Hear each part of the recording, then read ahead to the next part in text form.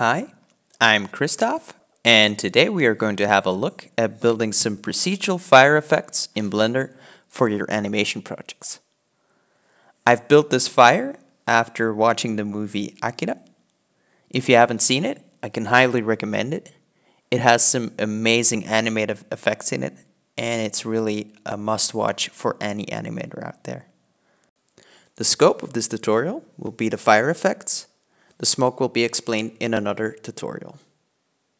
I've also turned this fire into a shader, and if you're just interested in trying out the fire, I will leave a link in the description below. So without further ado, let's get started. Alright, let's start a new blend file. We're going to delete the camera, delete the light. We're going to keep the cube. Just kidding. Delete the cube. And we're going to add a plane. Let's dive directly into the shader editor.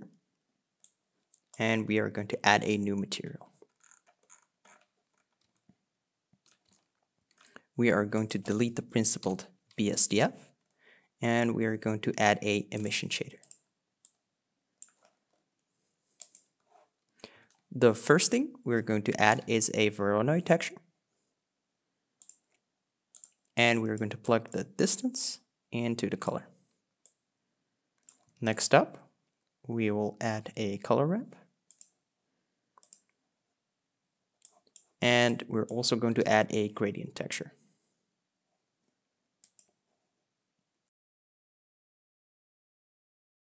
Let's mix the gradient texture with the Voronoi. So let's add a mix RGB node. And we're going to plug the color into the mix. And we're going to set the mix to soft light. Let's set the soft light to maximum. And we are also going to add a color ramp after the soft light. This color ramp will give us our hard edges. And we can set it to constant. And this will give us a very sharp edge.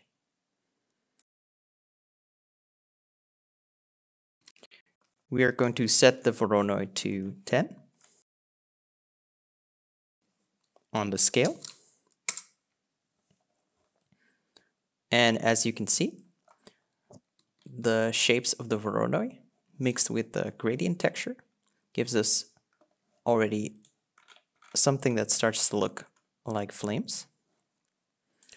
If we add a mapping node and a texture coordinate node, and we would just animate the Voronoi texture, you can see we can get this flame effect. But we're not going to stop here. We want to add another level of detail. So let's add another Voronoi texture and another color ramp. Just select all of the nodes and just copy paste them in. We're going to add another mix RGB node. Set it to a soft light. And we're going to plug in the Voronoi texture. This time we are going to set the scale to 16. And this is going to provide us with more little details.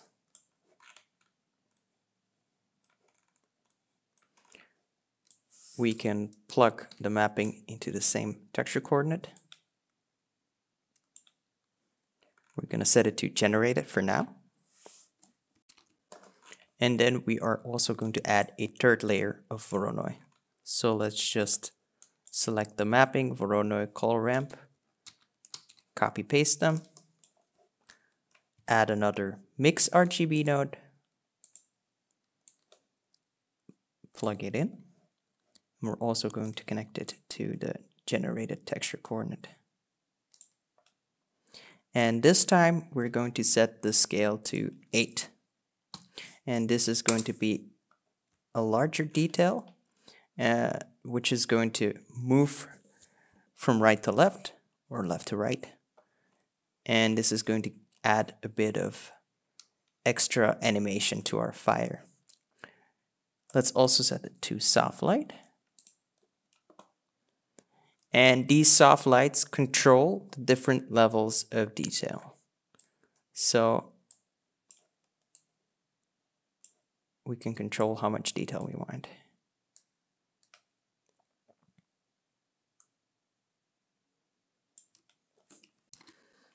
Actually, if we set our first soft light to a mix, we can get more control over the shape of the flames. So we're gonna keep it as a mix node for now. Okay, before we start animating this fire, I want to turn it into a transparent shader. So let's add a transparent BSDF. Let's plug it into a mix shader.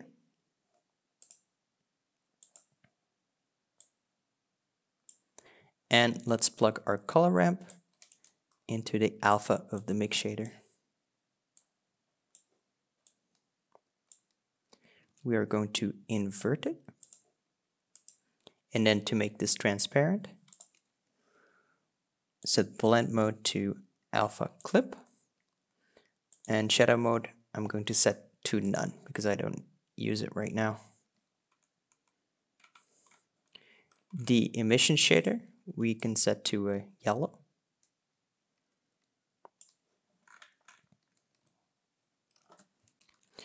For this example, I want to put a soft black line at the edge of the flames, a bit like in the Akira example.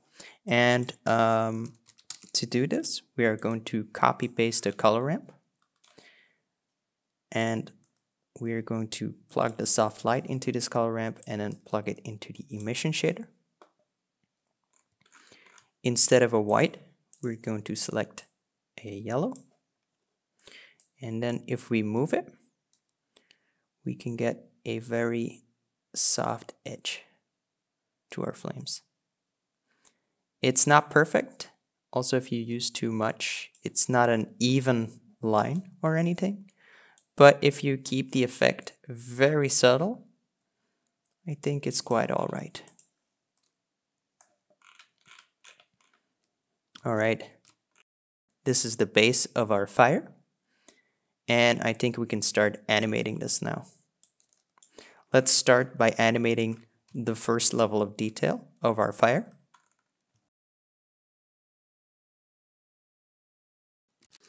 We are going to add some drivers to the mapping nodes. And to do the upwards momentum of the fire, we're going to go to the location X, and we are going to type hashtag frame divided by 25. And let's press spacebar. All right. And we also want it to move a bit from side to side. So let's add hashtag frame divided by 50 to the Y location. And this is going to add a slower movement. So it now moves at an angle. Let's now go over to the mapping node of our second level of detail. This time we are going to add hashtag frame divided by 40. And for the Y, we're going to add hashtag frame divided by 50. All right, that's starting to look really nice. And then for our big details, we are going to give it also some upward momentum with frame divided by 40. But we want it mostly to move side to side. So we're going to add frame divided by 30 to our Y location. And by playing with the color ramp, we can get a more dramatic effect for this one.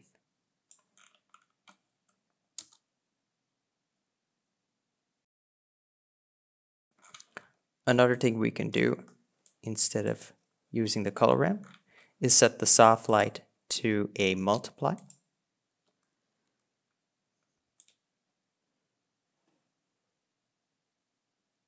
And this will also give a way more dramatic effect.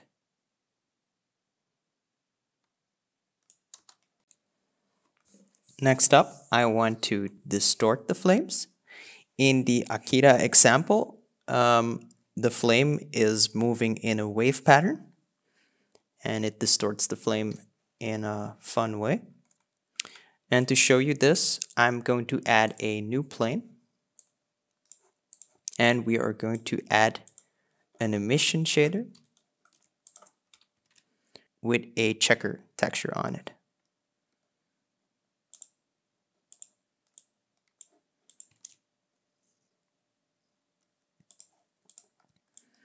Let's also add a mapping and a texture coordinate node. And the checker part is just to show the distortion. It's easier to see what we are doing. Let's add a separate XYZ and a combine XYZ. Let's plug the X into the X, the Z into the Z, and let's add a matte node. Plug the Y into the add, then plug it back into the combine, and we are going to add a wave texture. Plug the color into the add, and set scale to 0.3. And this distorts our checker really nicely.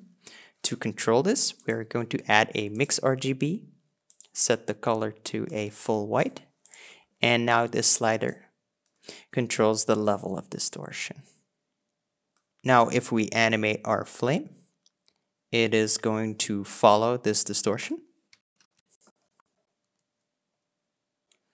We also want to animate the distortion. So let's add a mapping and a texture coordinate node. And for the X location, we are going to set a driver and set it to frame divided by 10. Let's hit spacebar. That looks about right. But I want the distortion only to start from the second half of this plane. And to do this, we are going to add a gradient texture.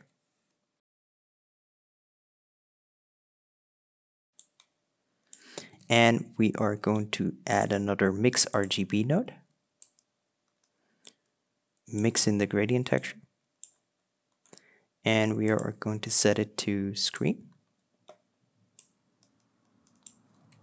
Let's also add a mapping and a texture coordinate node. Now, this already controls the lower part of our distortion. But if we move the X location, we can move the distortion up or lower. And that's it. We are going to copy these nodes. Let's go to our flame, paste them in, and we are going to plug our mapping nodes into this combine XYZ.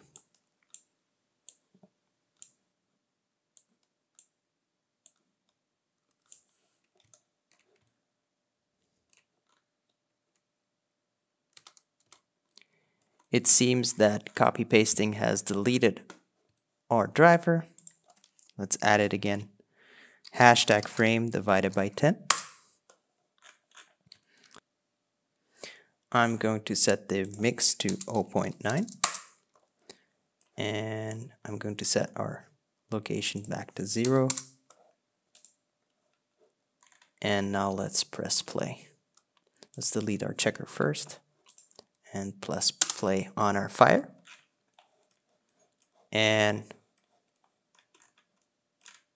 if I move or multiply, get a bit more fire, and you can see it has this waving motion. I can make it more dramatic by playing around with the mix of the distortion.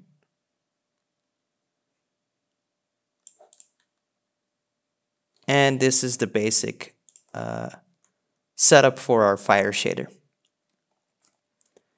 Now we can also modify the shape of our fire if we take our gradient texture and turn it into a spherical, for instance. And we add a mapping and texture coordinate node and set it to object. We will get a ball of flame.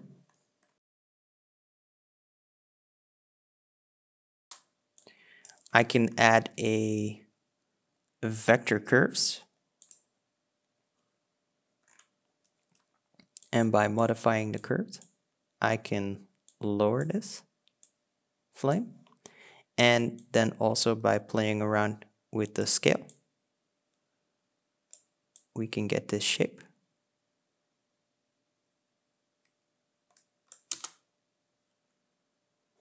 And I think this is really useful if you want to use it on a plane, for instance.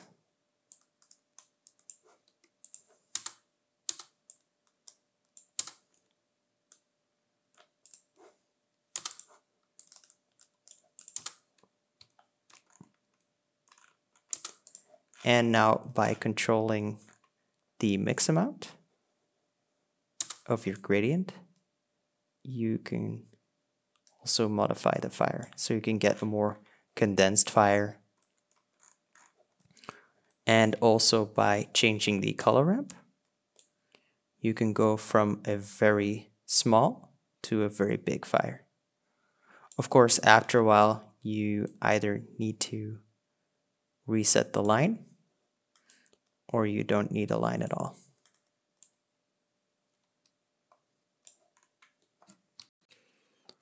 Okay, let's now have a look at the corridor scene that I made to look like the one from Akira. It's not going for exactly the same scene, but it is very much inspired by it. And I used exactly the same flames as we just made. You can put them inside of the puffs of smoke, which gives a very cool effect. And what I also did is add a bloom effect, which you can find in the render properties.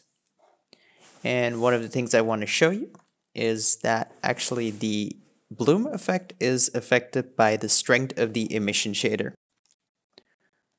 So if we set it to a low value, you don't get a lot of bloom, but by ramping up the strength, you can get this really glowing neon effect, which is pretty cool. Now I also wanted to show you this alternative fire that I made. It's the same basic setup. I added another layer of Voronoi as an extra level of detail. And for the side-to-side movement, I used a noise texture instead of a Voronoi texture. And to distort the flames, this time I used a Musgrave texture. I can control the detail of the distortion with the detail of the Musgrave.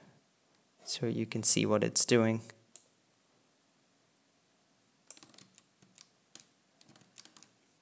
And this gives more of a smooth flame. So by playing around with different settings and different setups of noise texture, I think you can get some very interesting flame effects, and you can start building your own. I hope this is useful for your animation projects. I'm going to leave all of the source files in the description.